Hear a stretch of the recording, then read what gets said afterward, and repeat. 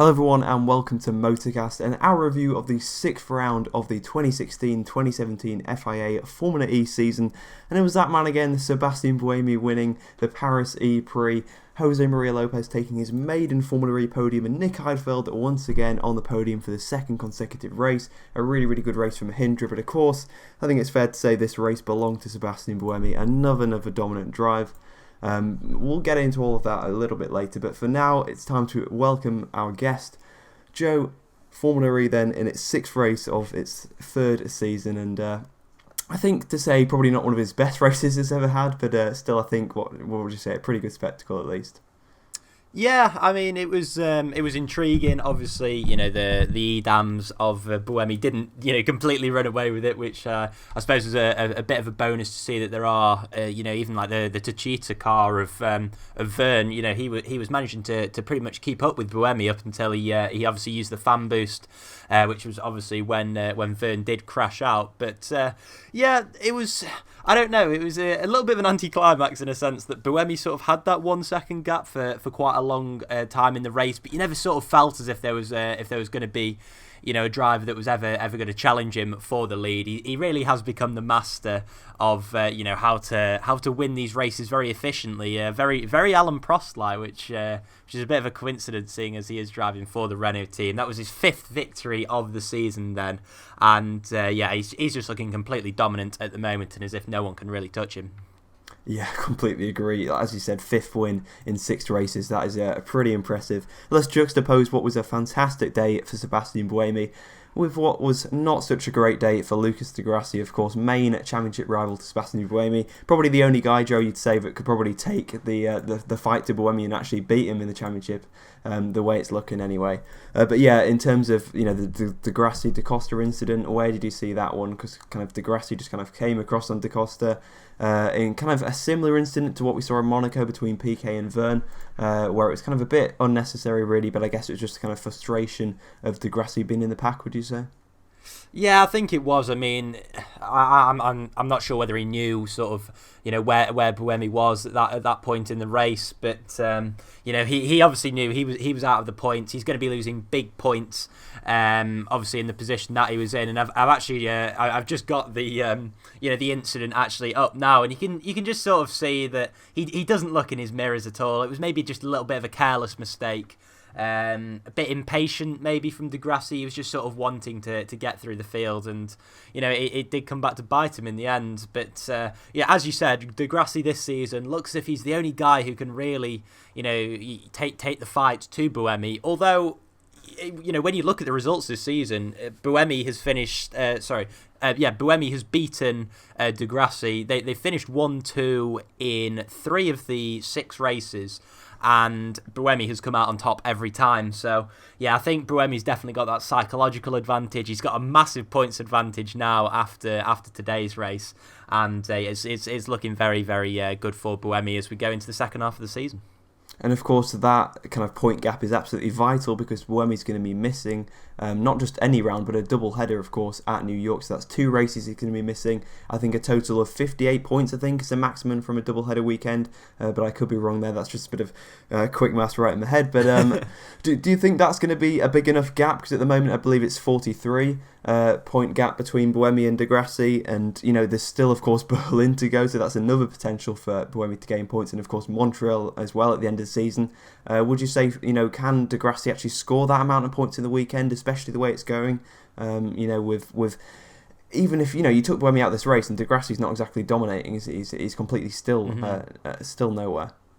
Yeah, it's a difficult one really, because as you said, we've got 3 double headers actually now, so we've only actually got 3 different events left, and I think it could all come down to whether there's a certain track which maybe isn't quite suited to the Edams car.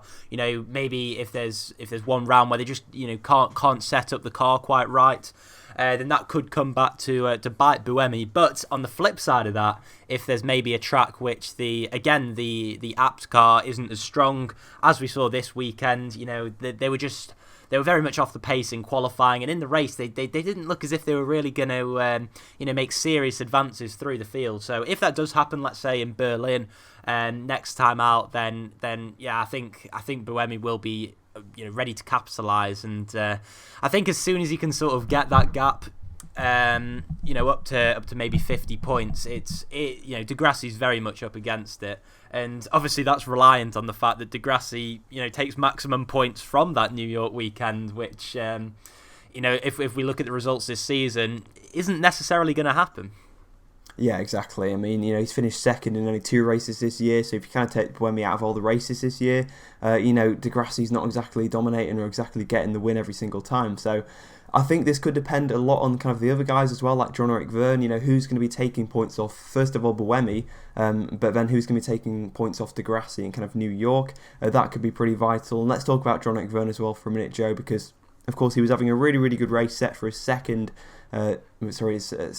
place for the third time in 4 races, but then a mechanical issue just kind of went over the curb and the car just kind of seemed to drift into the wall. A pretty unfortunate incident for Verne. It was a very strange one, I have to say. When you looked at it initially, you thought, surely a driver of Verne's calibre, can't be binning it in the wall there.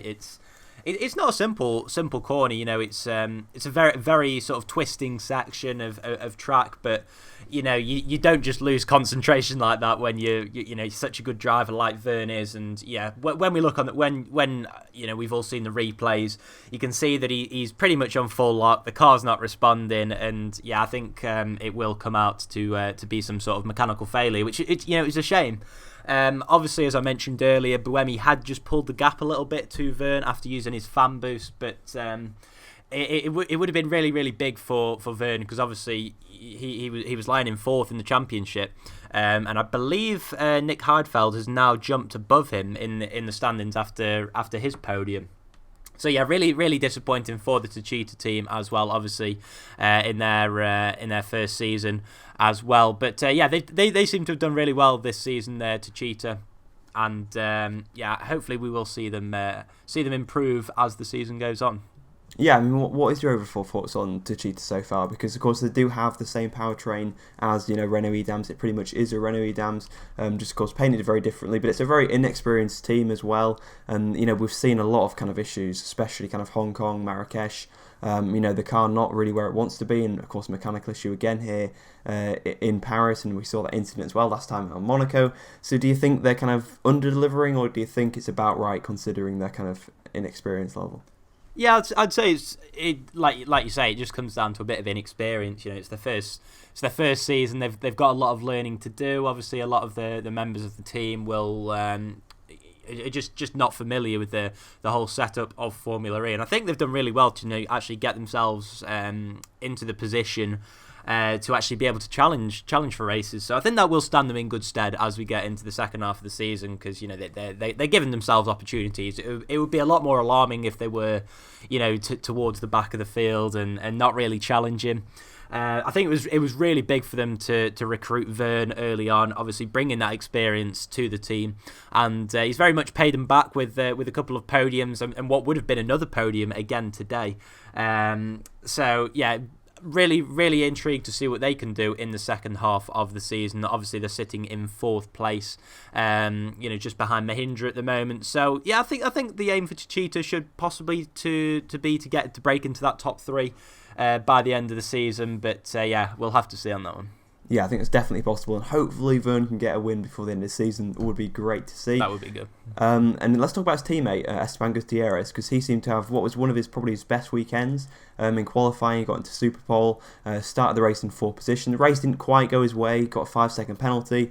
And then, of course, all that kind of carnage at the end meant that he dropped to 12th, which was very, very unlucky, because I think it's fair to say Gutierrez deserved the points finish after today's work, because he did work very hard, and it seems to just be getting better and better. I mean, he scored points in his first 2 races and was pretty much on course for another points finish here today. So I think Gutierrez is doing a pretty good job.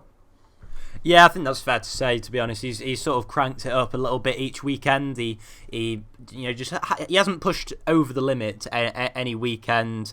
He's very much stayed within his boundaries, I think, and you can see that from the results. He got a point in Mexico, followed that up with the 8th place last time out in Monaco, and qualifying 4th today was I think big for him. It will have given him a lot of confidence to actually be in that Super Pole sort of fight. Give him a bit more of a feel for what the sport was like. Very very similar to actually what it was like for Verne as well when he came in during season 1. He very much got thrown in at the deep end in that first race in Miami, I believe. So although Gutierrez hasn't sort of managed to get himself into those positions yet, he's very much taking it slowly. But I believe by the end of the season, I think he will be. I can see him fighting for one podium pretty soon. Especially in a car such as a Techeetah, which obviously has got a bit of speed as well. And you did mention the incident at the end briefly there. Obviously there was a bit of carnage going on. So yeah, what was your view on it, Josh? Do you think it was just as simple as App slowing down, or do you think maybe there was an element of Gutierrez maybe trying to pull that 5-second gap that he needed to get some points? Well, I'd like to see that, to be honest. Everyone loves a bit of controversy, but I think, yeah, for me it was just Daniel App slowing down, because I think Daniel App was ahead of Gutierrez at the time. And actually, although Gutierrez, completely, I think, didn't benefit from this at all. He went to the back of that pack, kind of once that penalty had been applied. One person he does owe a drink to is Robin Fraines, because he was in 5th place, and obviously Gutierrez was, holding back the pack there. And Fraines in the end only losing out to Nico Prost. So a great result then for Robin Fraines, 6th place. Which really shouldn't be a great result, because we know Fraines is a massive talent and should be challenging for podiums, but this season just hasn't gone his way, and this is his best result since the season opener. So that must have been a major relief, not only for Fraines but for the Andretti team as well. Yeah, it's been a bit of a tough season, I think, for Andretti. They're sitting down in 8th place, and they before today they hadn't scored any points since back in round 1. So yeah, it's been a difficult season for them. They'll very much be looking to improve as we come towards the second half of the season. As you say, especially last season, Robin Fraines just proved what a great driver he was. And yeah, it will be good to see him in a car capable of fighting for podiums. Talking of fighting for podiums, we've got Mahindra again putting in a very very good result.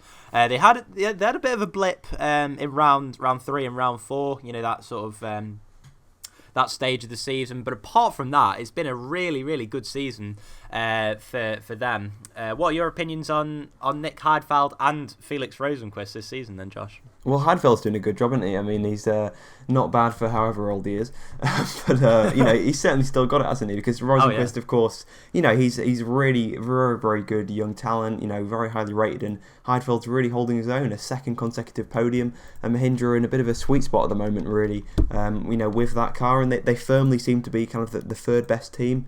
And actually, putting a bit of pressure on App now after a difficult weekend for them. So, solid weekend for Mahindra, really maximising the performance of that car. And like you said, great for them to kind of recover from that bit of a blip in Argentina and Mexico with a strong result in Monaco, and following that up with a very strong result here in Paris as well.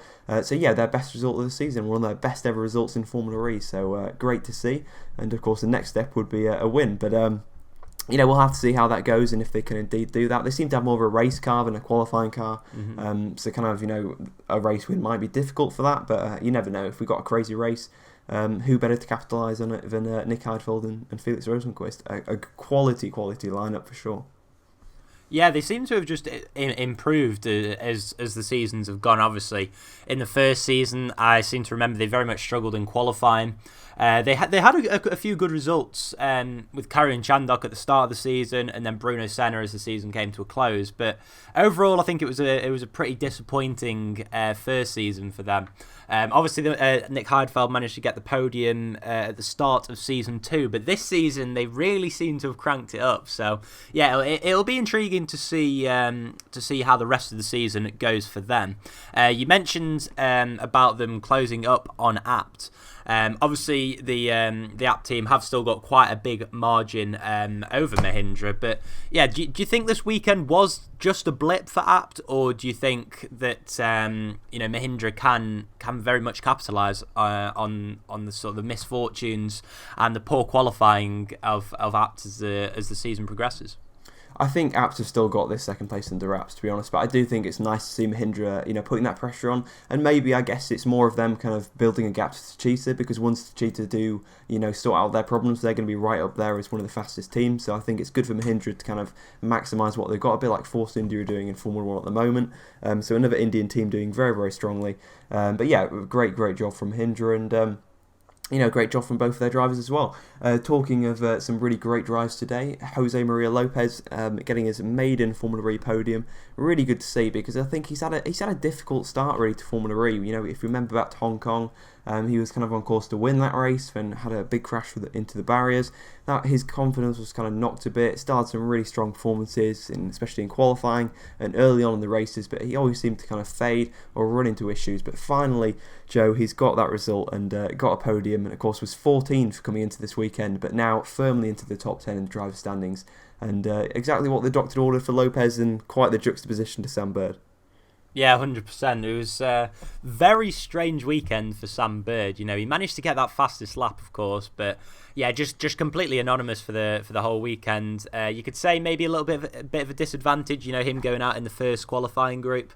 But even in that, the likes of Buemi and Degrassi, who I believe were also in the first qualifying group, they seem to be pumping in the lap times, especially towards the end of the session. And Sam Bird was just nowhere. He never really seemed to be challenging anyone else in that session.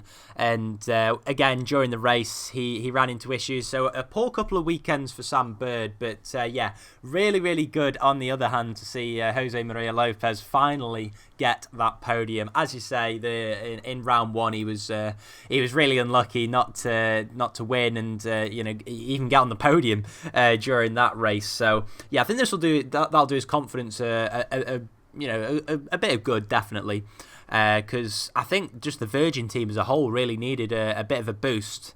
They seem to have gone alternating rounds of being not so good and then being pretty good as well. In rounds 1, 3 and 5 they've scored a combined total of 2 points, whereas in the other rounds they've scored nearly 20 points or above. So that was the case once again this weekend, and I said this, I remember at the start of the season, when we did our season preview, I said Virgin have just got to find that consistency, and they don't seem to have found that this season. So yeah, it's going to be difficult for them, but I think they just need both drivers to put together a good weekend.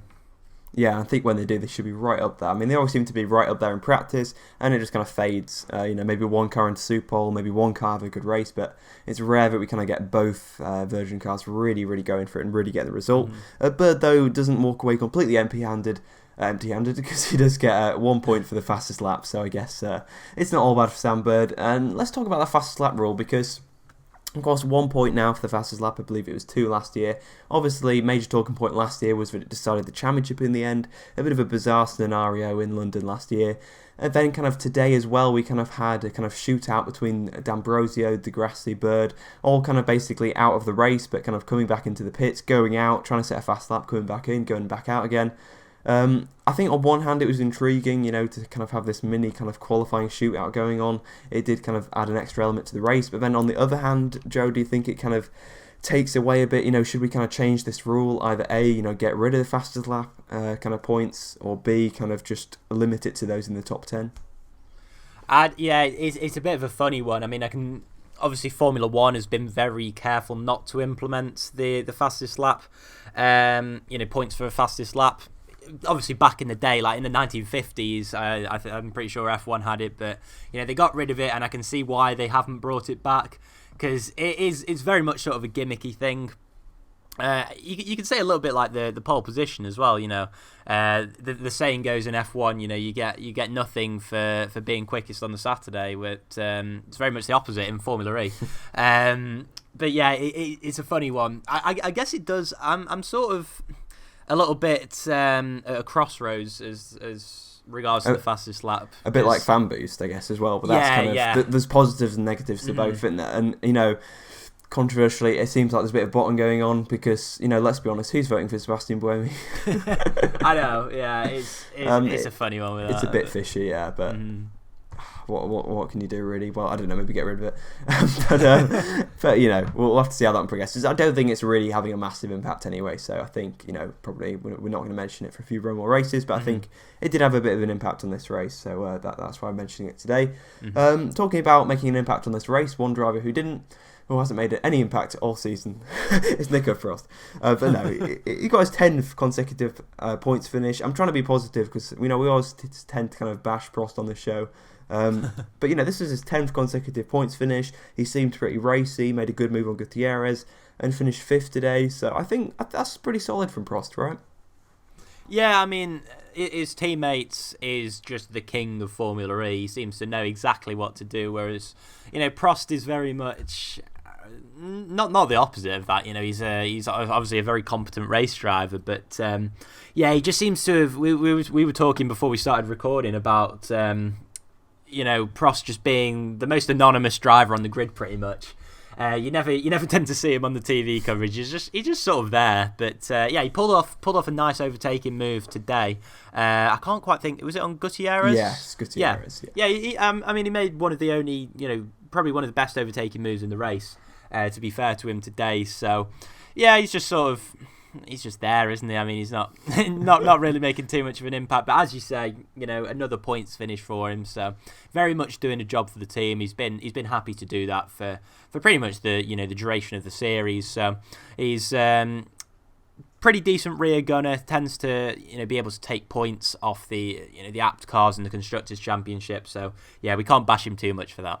Exactly. I mean, he did win, I think, both races in London last year, and we're kind of coming into this season kind of hoping that Prost would kind of carry that on, but unfortunately hasn't quite been able to do that, but still, like you said, a solid rear gunner, scored points in every race this season, so that's pretty good, at least for the team.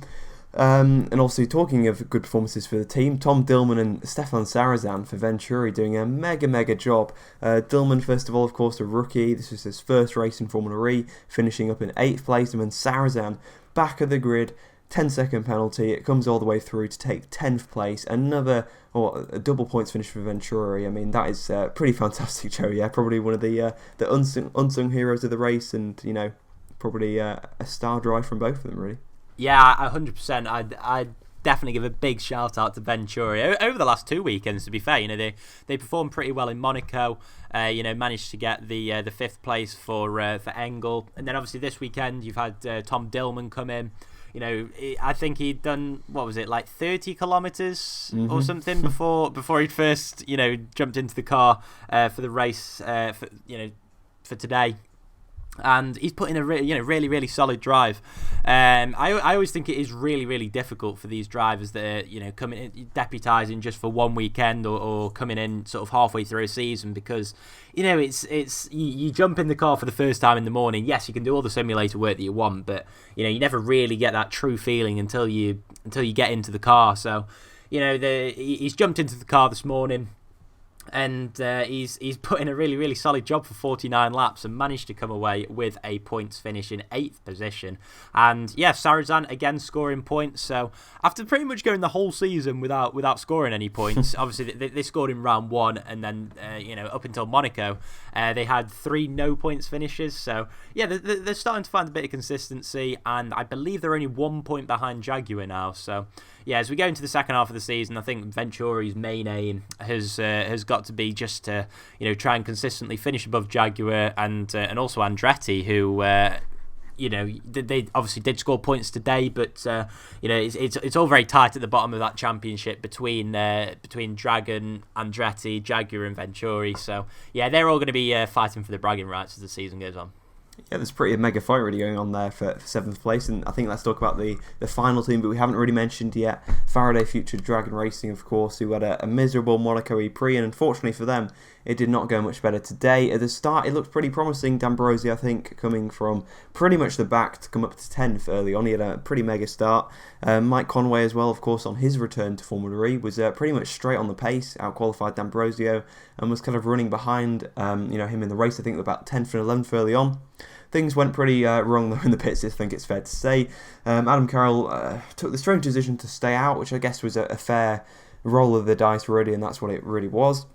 And he became the oldest person to lead a Formula E race, which is a pretty interesting stat for sure. Mike Conway, of course, vastly experienced, but not quite as experienced, of course, as D'Ambrosio in Formula E machinery, at least. And D'Ambrosio, of course, pretty much retired from the race, just kind of went out and did a few kind of attempts at the fastest lap, but ultimately, I think was about 2 attempts shy. Ultimately a disappointing race for Dragon Racing, and ultimately another disappointing race for Dragon Racing. It seems to be, unfortunately, a bit of a theme of their season so far. Yeah, it does. It was like you say, a disappointing one for a bit of a strange strategy that they put Mike Conway on. Leaving him out until the full course yellow had disappeared. Bit of a baffling one on that front. Whether they were just trying to go for a different strategy, just because they probably weren't going to score any points anyway. I don't know, but yeah, a strange one in that sense. And D'Ambrosio, unfortunate for him, not managing to finish the race. So yeah, that all of a sudden, they started the weekend off in 7th place, and they're now in real danger, of possibly finishing bottom of the team standings. So yeah, they've really got to pull their finger out. As you say, they've got vast experience in the team. D'Ambrosio being one of the most experienced drivers in Formula E, and Mike Conway, one of the most experienced racing drivers on the grid. So yeah, they've got plenty of experience to draw on, but they've got to improve as the season goes on. Yeah, I mean, let's not forget that they finished second, in the first ever Formula E season, and now they've slipped, like you said, to kind of being in danger of finishing at the foot of the table. So it's really, really not ideal for Dragon, and quite a few teams really struggling this season. It's been a bit turned on its head, but of course the one consistency has been Renault Adams and Sebastian Buemi. And kind of looking ahead now, Joe, to the kind of final 3 rounds. Of course, we know Buemi's going to be missing that double header in New York, but he's going to be there for the double headers in both Berlin and Montreal, and it sets up, I think, a pretty exciting, kind of final 6 races and 3 rounds. And what are you kind of expecting then from these final 3 rounds? Do people have to strike back against Buemi now in Berlin? Is this Di Grassi's kind of last chance? If he doesn't beat Buemi in Berlin, do you think it's all over? Yeah, I think it's more of a psychological sort of thing as well with Di Grassi. If he gets beaten again in Berlin, it's going to be difficult to come back from that.